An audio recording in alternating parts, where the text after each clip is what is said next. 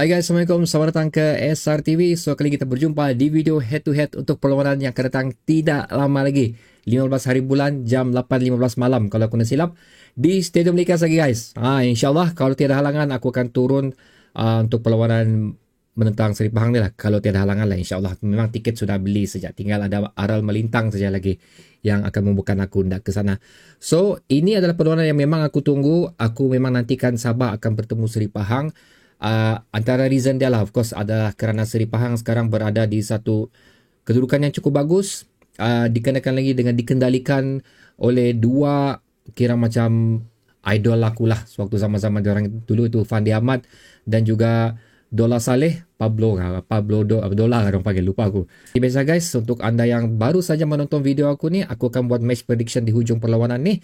Tapi sebelum tu, tapi aku membawa kamu juga untuk buat prediction kamu tersendiri, mana berapa percentage pasukan mana yang akan memenangi perlawanan ni dan berapa jumlah gol yang akan dilakukan. Aku akan share dengan kamu, aku punya pendapat pula di hujung video. So sebelum kamu letakkan pendapat kamu di ruang komentar di bawah, kamu tonton dulu lah video ni sampai habis. Jom kita mulakan. Jadi guys, kita mulakan seperti biasa dengan history yang telah dilalui oleh kedua-dua pasukan, di mana kalau itu banyak juga perlawanan yang telah mereka lalui semenjak dari tahun, aku ambil dari tahun 2020 sehingga last match untuk perlawanan Liga Super tahun 2023 ni. So basically ada 6 perlawanan yang telah mereka lalui. Okay, betul aku mengira tadi, sorry, 6 perlawanan yang telah mereka lalui. Dan basically keputusan yang telah dimiliki oleh kedua-dua pasukan adalah seimbang, 2 menang, 2 seri dan juga 2 kalah. Dan kalau kita tengok sini, gol yang telah dilakukan oleh Sabah FC kepada Seri Pahang dan gol yang telah Seri Pahang lakukan juga kepada Sabah agak seimbang di situ, di mana Sabah telah menjadikan sebanyak 8 gol dan telah dibolusi 9 gol. Tapi kita tengok perlawanan terakhir lah untuk pusingan pertama Liga Super ni, di mana perlawanan itu Sabah telah diikat di Seri Pahang sendiri dengan keputusan 1-1. So aku, macam mana aku cakap, ini adalah merupakan, kita tahu ini adalah away untuk Sabah FC, di mana dalam perjalanan away itu kita tampak menyedari setelah yang keputusan Sabah away kurang memuaskan. Tapi apa yang lebih menariknya di sini adalah kerana kita ingin menebus keputusan seri itu dan ingin mendapatkan kemenangan di Stadium Likas untuk beraksi di hadapan penonton sendiri lagi lah. Dan ini adalah perlawanan terakhir yang telah dilalui oleh kedua pasukan. Kalau kamu tengok situ agak seimbang juga, 3 kemenangan, 2 kekalahan telah dilalui oleh kedua-dua pasukan, di mana Pahang kalah kepada JDT dan juga KLCT. Kita sendiri pun kalah kepada JDT dan juga KLCT. Dan kita terus tengok pada perlawanan terakhir, di mana Sabah pada perlawanan tersebut agak bergelut juga untuk memenangi perlawanan menentang Kuching 4-3.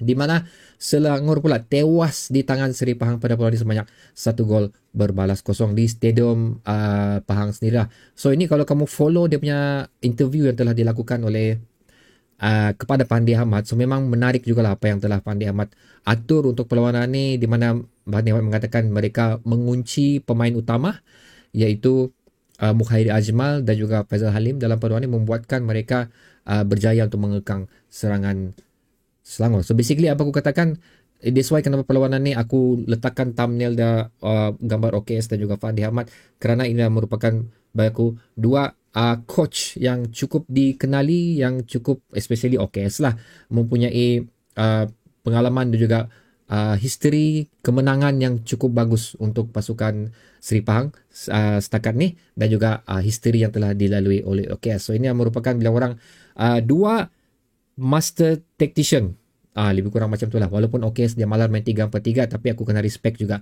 apa OKS inginkan dalam perlawanan untuk Sabah FC ni. So dari segi jaringan pula, gol 37, bolos 23 kepada Sabah FC. Kita mempunyai kelebihan yang cukup bagus daripada Seri Pahang, di mana kemampuan kita untuk menjaringkan gol cukup bagus, ditambahkan lagi dengan hadirnya Mekado di dalam pasukan Sabah FC sekarang. Tapi kalau kita tengok dari segi bolos pula, Pahang adalah merupakan antara pasukan yang punya bolos yang bagus. 14 gol saja selepas 16 perlawanan yang telah dilalui, manakala kita telah melepaskan sebanyak 23 gol.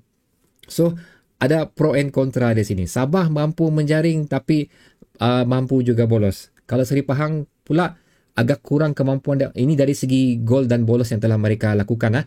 Seri Pahang pula agak kurang kemampuan mereka untuk menjadikan gol, tapi mereka merupakan tim yang mampu bertahan untuk mengelakkan gol. So ini ketidakseimbangan di antara kedua pasukan yang kita boleh nampak lah. So, kedudukan terkini selepas 5 perlawanan, seperti mana aku katakan, Pahang memperbaiki kedudukan mereka daripada apa yang mereka perolehi daripada season lepas, sekarang berada di tangga ketiga. Basically, ini adalah kedudukan kita setelah berakhirnya Liga Super tahun 2022. Tapi jangan risau guys, kita masih berada di kelompok top 5 setakat ni, di mana kalau sekiranya lah, okay, touch wood, aku nak mau benda ni jadi, sekiranya Sabah kalah dalam perlawanan ni dan juga Terengganu memenangi perlawanan seluruhnya, kita tetap, ataupun KL lah, kita tetap berada di tangga ke-5.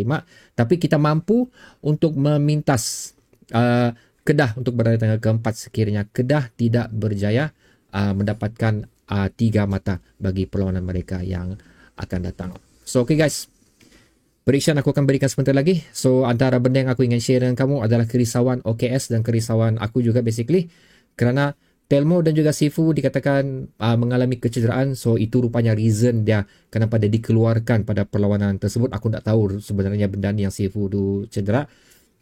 So no wonder permainan dia macam kurang menyerlah pada perlawanan tersebut. Aku tahu reason dia sudah sekarang lah. So membuatkan OKS macam, actually dia tidak risau sebenarnya pasal masih ada pengganti untuk berada di tempat tersebut.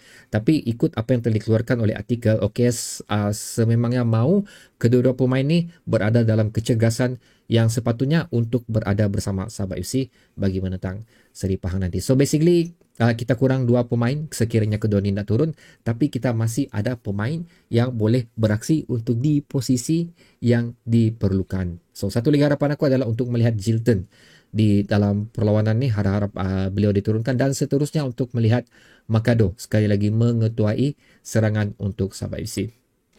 Untuk formasi pula guys, aku dah pasti apa yang akan dilakukan oleh KS. Kuat hati aku mengatakan yang 3-4-3 masih akan dipakai untuk perlawanan ni. So walaupun aku mengaku memang aku banyak macam kurang berpuas hati lah dengan penggunaan 3-4-3. Tapi kalau itu yang OKS maukan, aku back the manager, aku sokong untuk perlawanan ni. Sekiranya OKS merasakan 3-4-3 sesuai untuk menentang kemarahan Seri Pahang di Stadium Likas, aku akan setujulah dengan 3-4-3 ni. Tapi kita tengoklah pula apa hasil perlawanan ni, dan kita tengoklah pula apa komen aku untuk review perlawanan Seri Pahang nanti. So keputusan aku guys ialah sebanyak 55% dan 45% untuk Seri Pahang. Perbezaan sebanyak 5% adalah berdasarkan sekali lagi prestasi terkini Seri Pahang selepas mereka especially berjaya menumbangkan The Red Giant di stadium halaman mereka sendiri. Dan kelebihan 5% untuk Sabah FC adalah kerana keyakinan aku Sabah FC daripada artikel daripada video yang aku share sebelum ni. So kalau kamu boleh tengok video yang sebelum ni, so itu adalah menambahkan sikit keyakinan aku yang Sabah akan membuat sehabis baik bagi memastikan 3 mata untuk kita perlawanan. Dikenakan lagi dengan ini adalah halaman kita sendiri. Dikenakan lagi bagi aku each and every position Sabah FC telah lengkap diisi dengan orang yang sepatutnya berada di posisi tersebut. Berapa gol bakal dilakukan? Ini rumit sikit lah. Macam tadi, ada pro and cons antara kedua pasukan ni. Ini mampu menjaring, ini mampu bertahan. Yang mampu menjaring pula senang dibolosi, yang tidak mampu menjaring pula agak sukar untuk dibolosi. Basically aku akan letak peluang akan berakhir sebanyak 2-1, 2 untuk Sabah dan 1 untuk Seri Pahang. So itu dah guys, sila letakkan prediction kamu pula di ruang komentar di bawah. So sehingga kita berjumpa lagi di video review pula. Assalamualaikum guys. SMJ untuk semua.